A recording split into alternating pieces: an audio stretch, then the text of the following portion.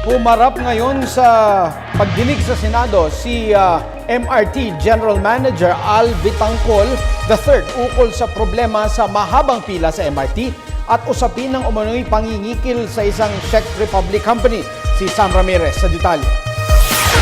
Halos araw-araw ganito ang nararanasan ng mga ordinaryong mananakay ng Metro Rail Transit o MRT. Hindi ka panipaniwalang haba ng pila sa pagbili ng ticket at pagpasok sa train platform at malasardinas na siksikan pagpasok sa tren.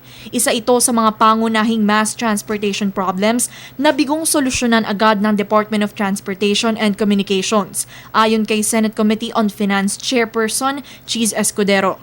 Aminado naman si Attorney Al Vitangcol III, General Manager ng MRT, sa nasabing problema, kaya't naglagay sila ng mga tolda at water stations upang maibsan ang hirap ibong mananakay ng MRT kada araw, hanggang sa dumating ang may 48 bagong train coaches na nagkakahalaga ng $1.8 million bawat isa. Ito'y bahagi ng capacity expansion project ng MRT. Ito po ay mararamdaman po ng ating mga mananakay ang kaginawahan sa pagsakay ng MRT3 kapag dumating na po ang lahat ng ating mga bagon, na ito po ay maaaring mangyari sa late 2015 or until early 2016. Ngunit tanong ni Escudero, bakit ngayon lang ito maisa sa katuparan samantalang matagal ng problema ang pila sa MRT? Dagdag pa ng senador, magulo ang sistema sa MRT, hindi malinaw ang responsibilidad ng pamahalaan at ng MRT Corporation. Apparently, itong 12 taon naghintayan yung MRT ko at gobyerno kung sino magsusupply ng train. Finally, nung nag-decide ang gobyernong gawin, kinasuhan at dinemanda pa sila ng MRT Holdings. Kaya pinapaliwanag ko nga sa kanila yung sistema ngayon kung sino ba talaga nagmamayari na.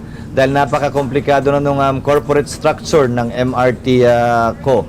Nakikita ni Escudero na maaring maging balaki din sa capacity project kung sakaling may maghain ng kaso laban kay Vitangcol. Inaakusahan kasi ang MRT General Manager na sinubukan niya umanong kikila ng $30 million ang Czech Republic Ambassador to the Philippines na si Josef Richtar upang ipapanalo ang isang Czech train maker sa bidding para sa nasabing proyekto.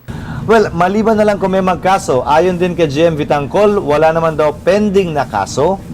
Meron lamang investigasyon na ginagawa ang NBI base sa media reports. Pero wala pa namang nagsasampa ng kaso para i-delay yung proyekto, patigil yung proyekto. Itinanggi naman ito ni Vitangcol at sinabing hindi ito makakaapekto sa nasabing proyekto.